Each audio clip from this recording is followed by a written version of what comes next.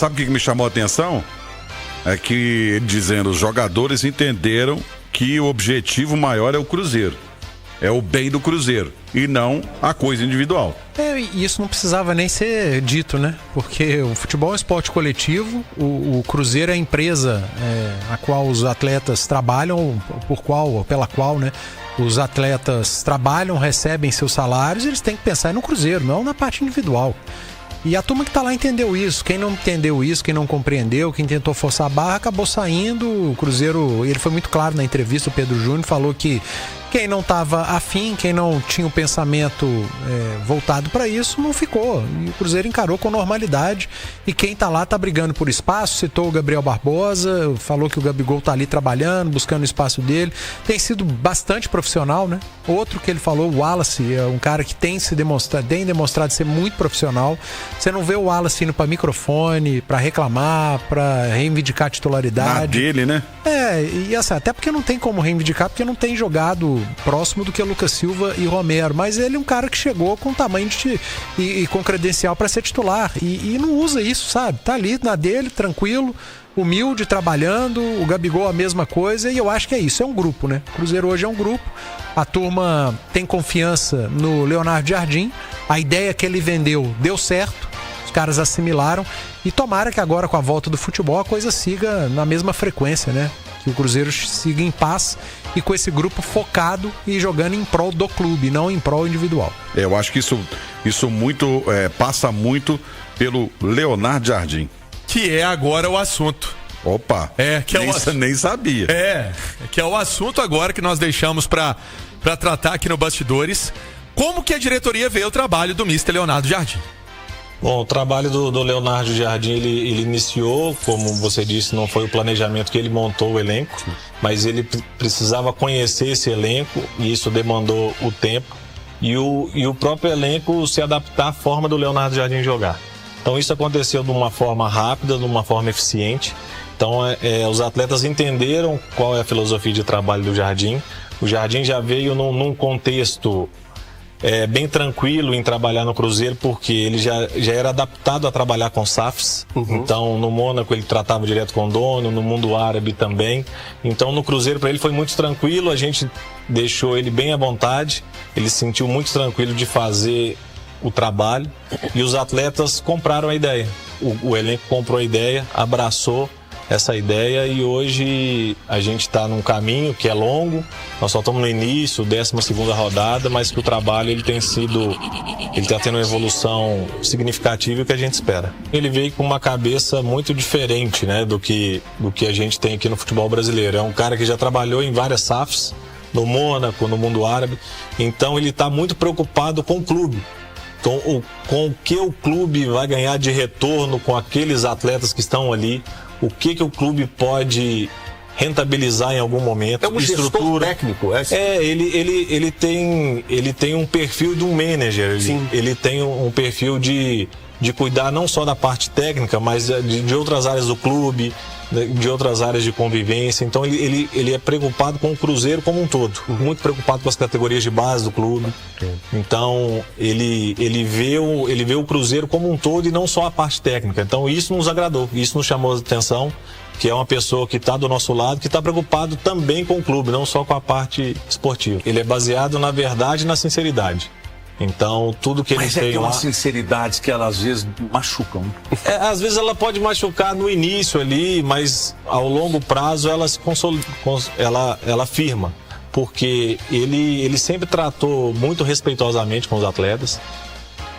Nunca teve nenhum atrito. Então, os jogadores respeitam ele muito. E ele tem uma postura muito de ajuda ao atleta, de entender o momento que ele está passando, do que ele pode agregar para ele evoluir. Então os jogadores sentiram confiança nele. Então hoje ele tem o grupo na mão, ele tem o elenco todo na mão. Então isso facilita muito o trabalho dele na parte tática e na parte técnica. Tá aí, você falava do Leonardo Jardim, Romano. Então esse esclarecimento também do Pedro Júnior, como os atletas veem o treinador, como a diretoria vê esse trabalho do treinador. Não é só dentro das 4 linhas, tem um trabalho também fora, né? Que ele usou até essa expressão que eu me lembro muito do Luxemburgo dizer do manager, né? Que ele era já um manager ali na década de 90, início dos anos 2000. O Luxemburgo foi campeoníssimo no Cruzeiro. E então é um trabalho também de conhecer SAF, porque já foi assim em outros clubes. Ele deu o exemplo do Mônaco, e é esse o mister Leonardo Jardim. O Leonardo Jardim, a gente já tá até chovendo no molhado falando dele, né, de como ele transformou, né? E tá transformando a mentalidade no Cruzeiro, que é mais importante. E ele ganhou a confiança da família, né? Mas do Pedro Lourenço principalmente, com trabalho, cara. Com trabalho, com ideias diferentes. Pensando em clube também, né? O Pedro Júnior foi muito claro. O Leonardo Jardim, ele não está voltado apenas para o futebol. Evidentemente, ele é o técnico, ele precisa estar focado na parte técnica. E isso não é novidade. A gente está vendo como que o Cruzeiro tem rendido. Mas ele tem a cabeça em prol do futuro do clube, a parte financeira, até onde o clube pode chegar financeiramente. Ele tem um olhar muito voltado para a base também, para a utilização da base, para a formação de atleta.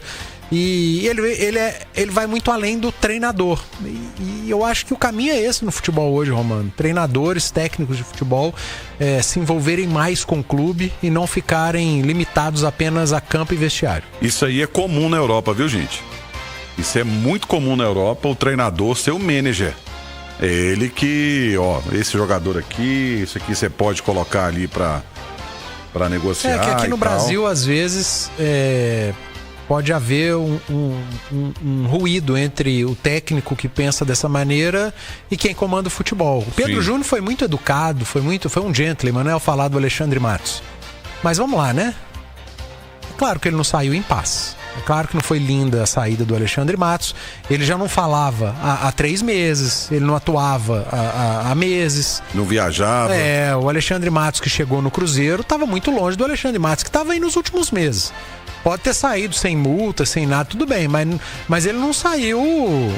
Ele fez vídeo, postou vídeo, agradeceu todo mundo na rede social dele, mas não foi um negócio assim, eu recebi uma proposta, lamentavelmente vou deixar o Cruzeiro. Não foi. Ele foi perdendo espaço, ele foi perdendo o comando lá dentro e procurou seguir o caminho dele, e aí as partes se acertaram e ele acabou saindo, muito em função do tamanho que o Leonardo Jardim ganhou no Cruzeiro. Verdade. Ô, Romano, deixa eu trazer uma informação importante para encerrar minha participação. Eu conversei há pouco com o Marconi Barbosa, diretor de marketing do Cruzeiro. Inclusive ontem, né, o nosso Guilherme Pio fez uma entrevista com ele, tá no YouTube, da íntegra, no canal Itatiaia Esporte, no nosso Itatiaia também oficial, sobre esse assunto, né, da biometria facial, que está gerando algumas dúvidas nas redes sociais. E vamos lá trazer um esclarecimento importante do Marconi. Eu perguntei para ele, Marconi, tem alguma chance do Cruzeiro rever essa questão de trocar, de passar o ingresso de uma pessoa para outra, e esse sistema que era utilizado até pouco tempo? Ele me falou o seguinte: Pansieri, hoje para esse jogo do Grêmio é impossível, né? Estamos avaliando todos os impactos que isso vai trazer para a operação, e a gente vai ver se realmente é algo que está dificultando, impedindo o torcedor de ir ao estádio, e dependendo do grau de impacto que está gerando isso, vamos avaliar a possibilidade de liberar essa transferência. Só que a questão não é só liberar, é um desenvolvimento que tem que ser feito dentro de um sistema. Nesse momento, toda a prioridade de desenvolvimento do sistema é para cumprir a regra. O ingresso é individualizado, atrelado a um CPF, a face, né, também lá nesse sistema de biometria.